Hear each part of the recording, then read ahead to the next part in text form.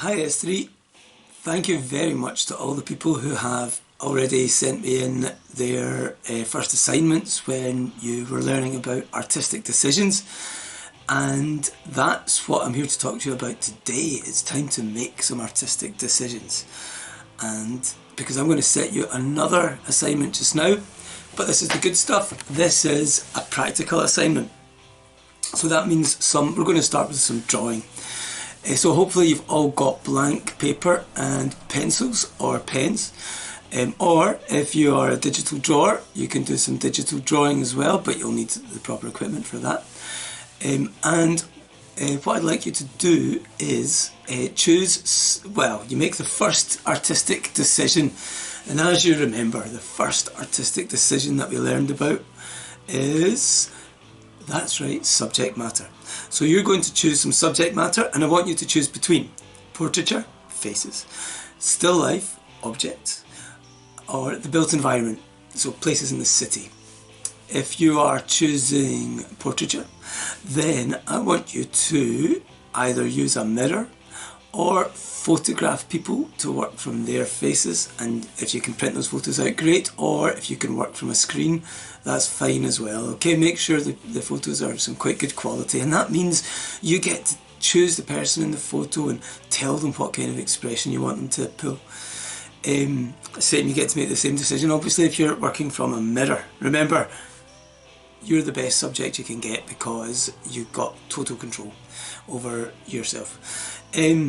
Still life is an option as well, so that involves selecting objects to draw. So you know that normally artists pick kind of domestic kitcheny things, maybe fruit, cups, plates, things like that. However, that's not to limit you to that. You could maybe look in unusual places, like check out a toolbox and see if you've got some worn looking tools that might have some nice bits of texture and interesting forms.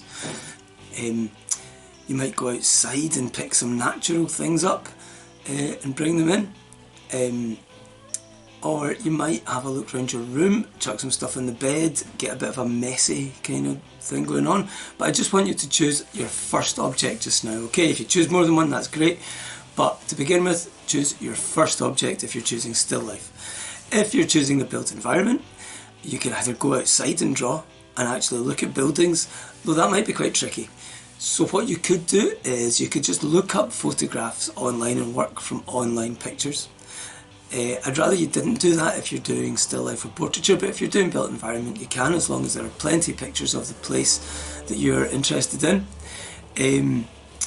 And make sure it's interesting, not just a shiny skyscraper, that can be a bit boring, like lots of texture and form, that's what we're interested in. Or you could go outside and photograph and bring them back in and work from your photos.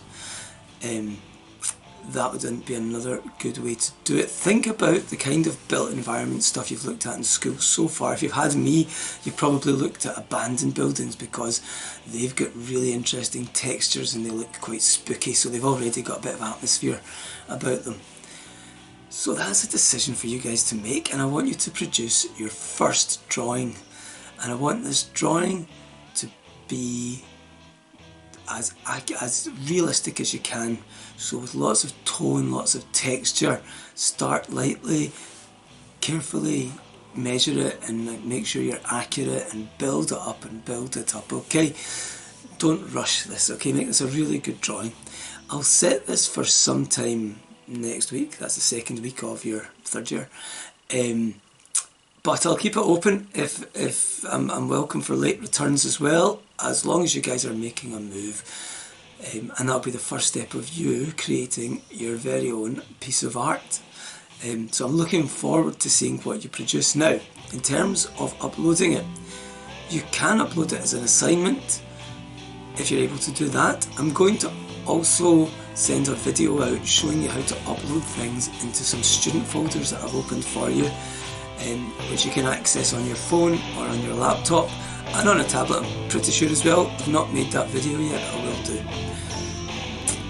Okay people, so some uploading instructions on their way. They should be with you before you've done your drawings, so that should take care of that, okay?